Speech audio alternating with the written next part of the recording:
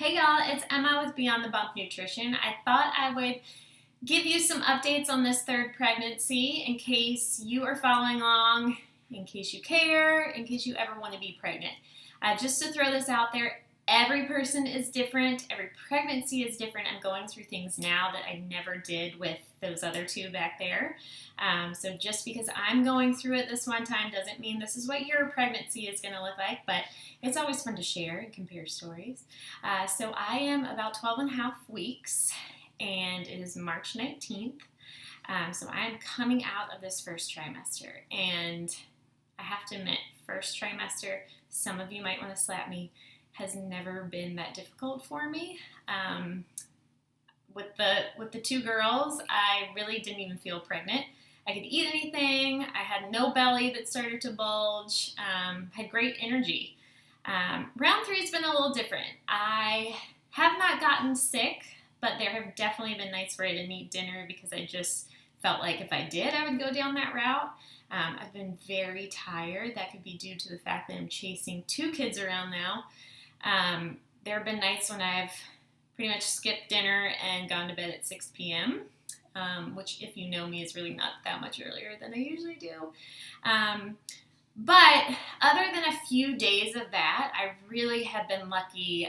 I've been able to work out. I've been able to do things around the house, and I've been able to eat without regurgitating. So thank you, God, for that. One of the biggest different things with this pregnancy is, if anyone knows me, I am obsessed with dark chocolate. Like, I have to have it after lunch and I have to have it after dinner. It's like a craving, and I just go crazy until I get that. And when I say dark chocolate, I mean like 90% bars. I just love it. I have not been able to stomach chocolate, and I'm in such a habit of having it after every meal that even when I go to have a tiny little square, because I usually end up having like 4, 5, 6, 7 squares, I just feel nauseous afterwards. So something about this baby is not liking chocolate, which is not a good sign because I am obsessed with chocolate. But Justin's not really that into chocolate, so maybe this kid's going to be more like that. Meat really has not been a friend for me, which has been tough. I've really had to calculate my protein because pregnant women need so much protein during this crucial time. Fish, I crave fish, which you really need to be careful about where you're sourcing fish from and how big the fish are, because the bigger the fish is, the more mercury it's going to have in it. That being said, fish can be a very healthy addition to your diet. It's just something that you don't want to be having all the time. And seriously, I could have fish tacos like every single night of the week. Other things I've been wanting, fermented things. And those of you who follow me on Brood Well, you know that I love ferments. So this is awesome. This can keep going. But I've dipped into the pickles and definitely sauerkraut. So those more pungent, soury things are what I'm really craving, which I guess kind of goes with me not being able to really want chocolate. As far as the water kefir goes, y'all, something about that has not been sitting well with me. I've been making sure I have a little shot every day, but whereas I used to crave this before pregnancy, the water kefir is not something that I reach for.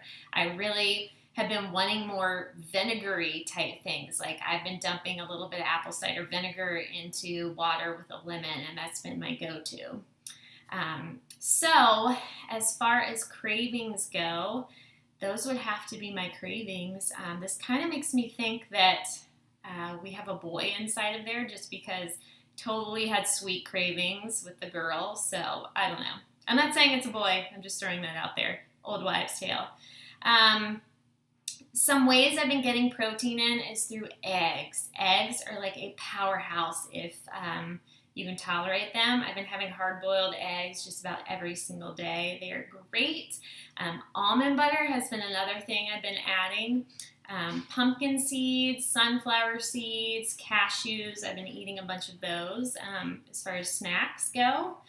And then I've been craving raw vegetables. So Justin and I usually have a pot of greens every night, and I just have not wanted cooked greens. So I've been eating a bunch of raw ones, which actually is better if you want to absorb your B complexes, because a lot of the B complexes are destroyed with heat. So maybe my body is telling me, because I don't want that meat, that I need to get it from these raw leafy green sources. So that is kind of first trimester in a nutshell.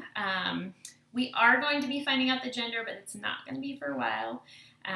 So I know you are sitting on pins and needles. Justin is like ready to knock down the door at the ultrasound to get it done now. But I won't be updating every week. I'll just kind of pop on here every now and then. So stay tuned to the website. And again, thank you guys for joining. This is Emma from Beyond the Bump Nutrition.